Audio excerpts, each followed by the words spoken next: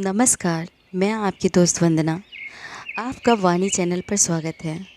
यह मेरा एक प्रयास है आप सबको साहित्य से जोड़ने की और इस कथानक के परिदृश्य में आप सबको पहुंचाने की। इसके लिए आप हमसे जुड़िए और हमारे चैनल को लाइक शेयर सब्सक्राइब करें।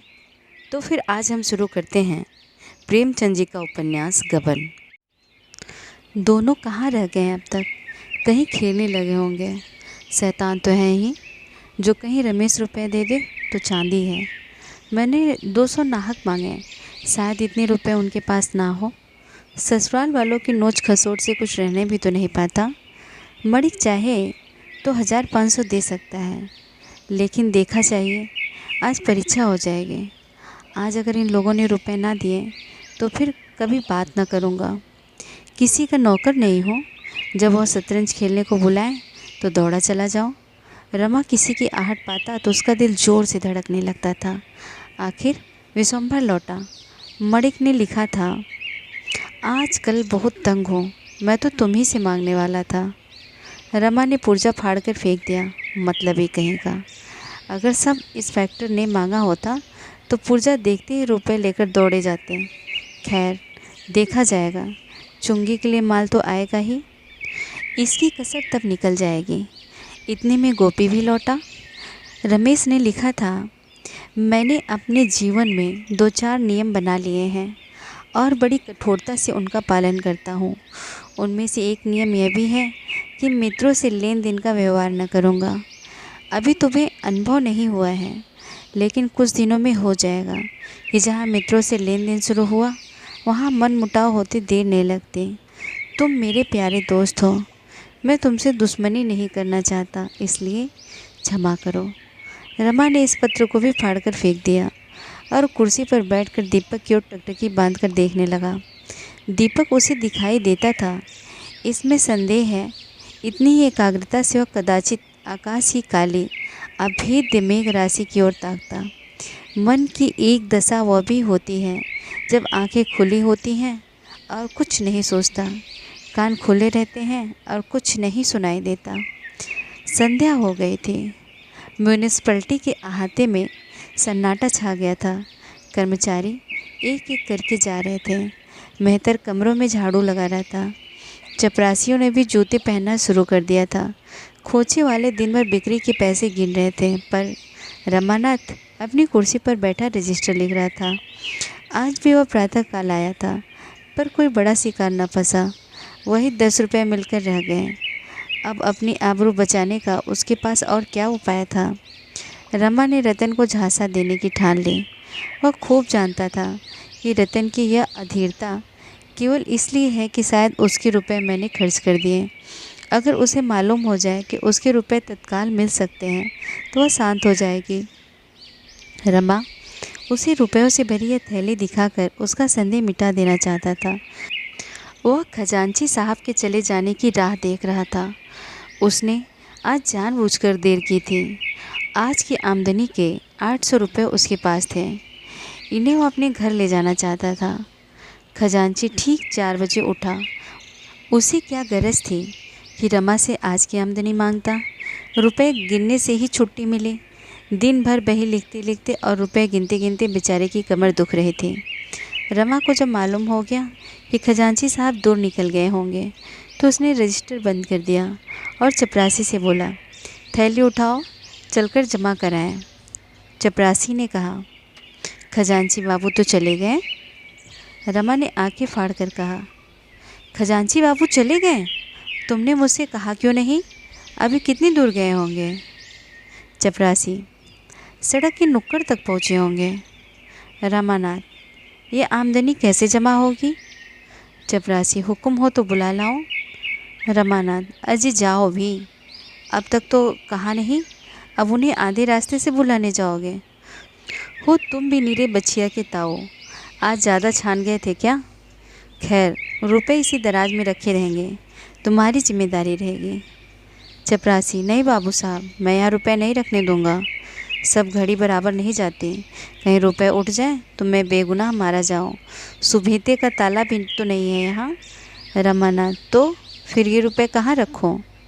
चपरासी, हुजूर अपने साथ लेते जाएं। रमा तो यह चाहता ही था। एक इक्का मंगवाया, उस पर रुपयों की थैली रखी और घर चला। सोचता जाता था कि अगर रतन भपकी में आ गई तो क्या पूछना, कह दूंगा 2 ही 4 दिन की कसर है। रुपए सामने देखकर उसे तसल्ली हो जाएगी। जालपा ने थैली देखकर पूछा, क्या कंगन न मिला? रमानाथ अभी तैयार नहीं था। मैंने समझा रुपए लेता चलो, जिससे उन्हें तस्कीन हो जाए। जालपा, क्या कहा सर्राफ ने? रमानाथ, क्या कहा, आजकल करता है। अभी रतन देवी आई नहीं। जालपा, आती ही होगी, उसी चैन कहाँ। जब चिराग जले तक रतन ना आए तो रमा ने समझा अब ना आएगी। रुपए अलमारी में रख दिए और घूमने चल दिया। अभी उसे गए 10 मिनट भी न हुए होंगे कि रतन ना पहुंची और आते ही आते बोली, कंगन तो आ गए होंगे। जालपा, हाँ आ गए हैं, पहन लो। बेचारे कई दफ़ा सर्राफ के पास गए, अभागा देता ही नहीं, हीले हवाले करता है। रतन, कैसा सर्राफ है, कितने दिन से हीले हवाले कर रहा है। मैं जानती कि रुपए झमेले में पड़ जाएंगे तो देती ही क्यों, न रुपए मिलते हैं न कंगन। रतन ने यह बात कुछ ऐसे अविश्वास के भाव से कही कि जालपा जल उठी। गर्व से बोली, आपके रुपए रखे हुए हैं, जब चाहिए ले जाइए। अपने बस की बात तो है नहीं, आखिर जब सर्राफ देगा तभी तो लाएंगे। रतन, कुछ वादा करता है, कब तक देगा? जालपा, उसके वादों का क्या ठीक, सैकड़ों तो वादे कर चुका है। रतन, तो इसके मानी यह है कि अब वह चीज़ न बनाएगा। जालपा, जो चाहे समझ लो। रतन, तो मेरे रुपए ही दे दो, बाज आई ऐसे कंगन से। जालपा झमक कर उठी, अलमारी से थैली निकाली और रतन के सामने पटक कर बोले, ये आपके रुपए रखे हैं, ले जाइए। वास्तव में रतन की अधीरता का कारण वही था जो रमा ने समझा था। उसे भ्रम हो रहा था कि इन लोगों ने मेरे रुपए खर्च कर डाले, इसलिए वह बार बार कंगन का तकाजा करती थी। रुपए देखकर उसका भ्रम शांत हो गया। कुछ लज्जित होकर बोले, अगर 2-4 दिन में देने का वादा करता हो तो रुपए रहने दो। जालपा, मुझे तो आशा नहीं है, कितनी जल्दी दे दे, जब चीज़ तैयार हो जाएगी तो रुपए मांग लिए जाएंगे। रतन, क्या जाने इस वक्त मेरे पास रुपए रहें या ना रहें। रुपए आते ही दिखाई देते हैं, जाते नहीं दिखाई देते, न जाने किस तरह उड़ जाते हैं। अपने ही पास रख लो तो क्या बुरा। जालपा, तो यहाँ भी तो वही हाल है, फिर पराई रकम घर में रखना जोखिम की बात है। कोई गोलमोल हो जाए तो व्यर्थ का दंड देना पड़े। मेरे ब्याह के चौथे दिन ही मेरे सारे गहने चोरी चले गए। हम लोग जागते ही रहे, पर न जाने कब आँख लग गई और चोरों ने अपना काम कर लिया। 10,000 की चपत पड़ गई। कहीं वही दुर्घटना फिर हो जाए तो कहीं के ना रहें। रतन, अच्छी बात है, मैं रुपए लिए जाती हूँ, मगर देखना निश्चिंत न हो जाना। बाबूजी से कह देना सर्राफ का पिंड न छोड़ें। रतन चली गई। जालपा खुश थी कि सिर से बोझ चला। बहुधा हमारे जीवन पर उन्हीं के हाथों कठोरतम आघात होता है जो हमारे सच्चे हितैषी होते हैं। रमा कोई 9 बजे घूमकर लौटा। जालपा रसोई बना रही थी। उसे देखते ही बोली, रतन आई थी, मैंने उसके सब रुपए दे दिए। रमा के पैरों के नीचे से मिट्टी खिसक गई। आंखें फैलकर माथे पर जा पहुंची। घबराकर बोला, क्या कहा? रतन को रुपए दे दिए? तुमसे किसने कहा था कि उसे रुपए दे देना? जालपा, उसी के रुपए तो तुमने लाकर रखे थे, तुम खुद उसका इंतज़ार करते रहे। तुम्हारे जाते ही वह आई और कंगन मांगने लगी। मैंने झल्लाकर उसके रुपए फेंक दिए। रमा ने सावधान होकर कहा, उसने रुपए मांगे तो न थे। जालपा, मांगे क्यों नहीं? हाँ, जब मैंने दिए तो अलबत्ता कहने लगे, इन्हें क्यों लौटाती हो, अपने पास ही पड़े रहने दो। मैंने तो कह दिया, ऐसे सक्की मिजाज वालों का रुपया मैं नहीं रखती। रमानाथ, ईश्वर के लिए तुम मुझसे बिना पूछे ऐसे काम मत किया करो। जालपा, तो अभी क्या हुआ, उसके पास जाकर रुपए मांग लो, मगर अभी से रुपया घर में लाकर अपने जी का जंजाल क्यों मोल लोगे।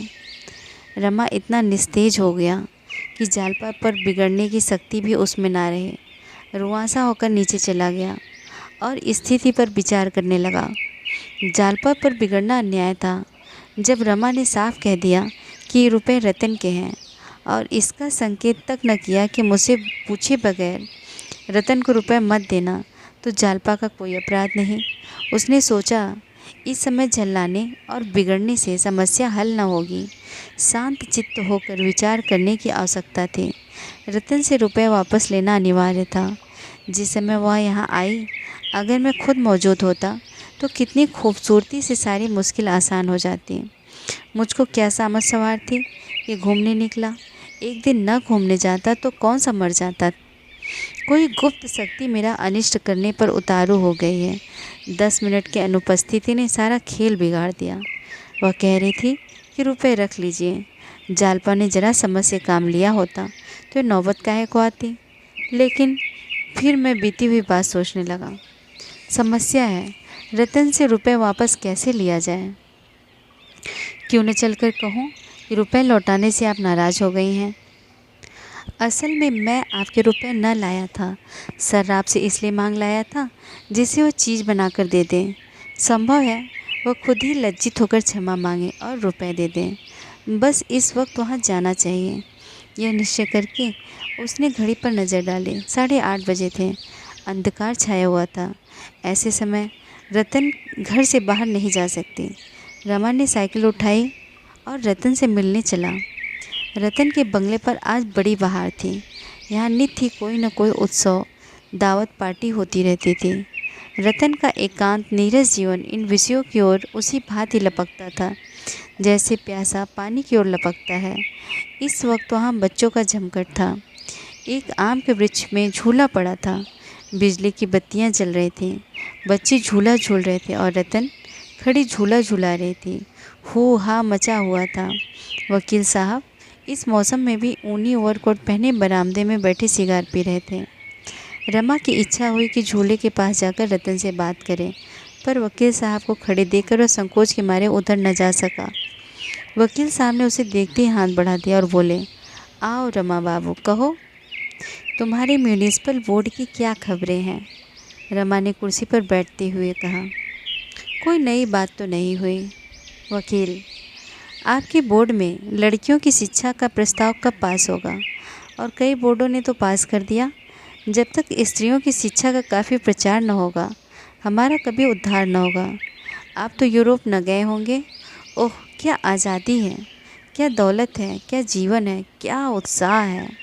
बस मालूम होता है यही स्वर्ग है। और स्त्रियां भी सचमुच देवियां हैं।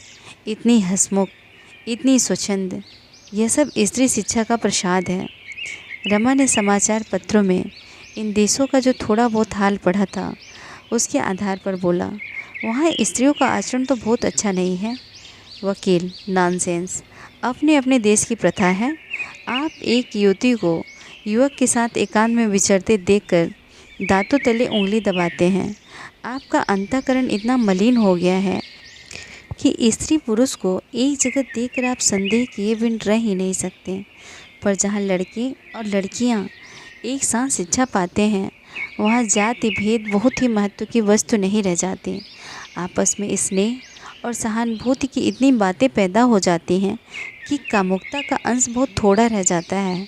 यह समझ लीजिए कि जिस देश में स्त्रियों की जितनी अधिक स्वाधीनता है, वह देश उतना ही सभ्य है। स्त्रियों की कैद में, पर्दे में या पुरुषों से कोसों दूर रखने का तात्पर्य यही निकलता है कि आपके यहाँ जनता इतनी आचार भ्रष्ट है कि स्त्रियों का अपमान करने में भी जरा संकोच नहीं करती। युवकों के लिए राजनीति, धर्म, ललित कला, साहित्य, दर्शन, इतिहास, विज्ञान और हजारों ही ऐसे विषय हैं जिनके आधार पर वे युवतियों से गहरी दोस्ती कर सकते हैं। कामलिप्सा उन देशों के लिए आकर्षण का प्रधान विषय है जहाँ लोगों की मनोवृत्तियाँ संकुचित रहती हैं। मैं साल भर यूरोप और अमेरिका में रह चुका हूँ। कितनी ही सुंदरियों के साथ मेरी दोस्ती थी। उनके साथ खेला हूँ, नाचा भी हूँ, पर कभी मुँह से ऐसा शब्द न निकलता था जिसे सुनकर किसी युवती को लज्जा से सिर झुकाना पड़े। और फिर अच्छे और बुरे कहाँ नहीं हैं। रमा को इस समय इन बातों में कोई आनंद न आया। वह तो इस समय दूसरी ही चिंता में मग्न था। वकील साहब ने फिर कहा, जब तक हम स्त्री पुरुषों को अबाध रूप से अपना अपना मानसिक विकास न करने देंगे, हम अवनति की ओर खिसकते चले जाएंगे। बंधनों से समाज का पैर न बांधिए, उसके गले में कैदी की जंजीर न डालिए। विधवा विवाह का प्रचार कीजिए, खूब जोरों से कीजिए, लेकिन यह बात मेरी समझ में नहीं आती कि जब कोई अधेड़ आदमी किसी युवती से ब्याह कर लेता है तो क्या अखबारों में इतना कोहराम मचता है। यूरोप में 80 वर्ष की बुढ़ी युवतियों से विवाह करते हैं, 70 वर्ष की वृद्धाएं युवकों से विवाह करती हैं।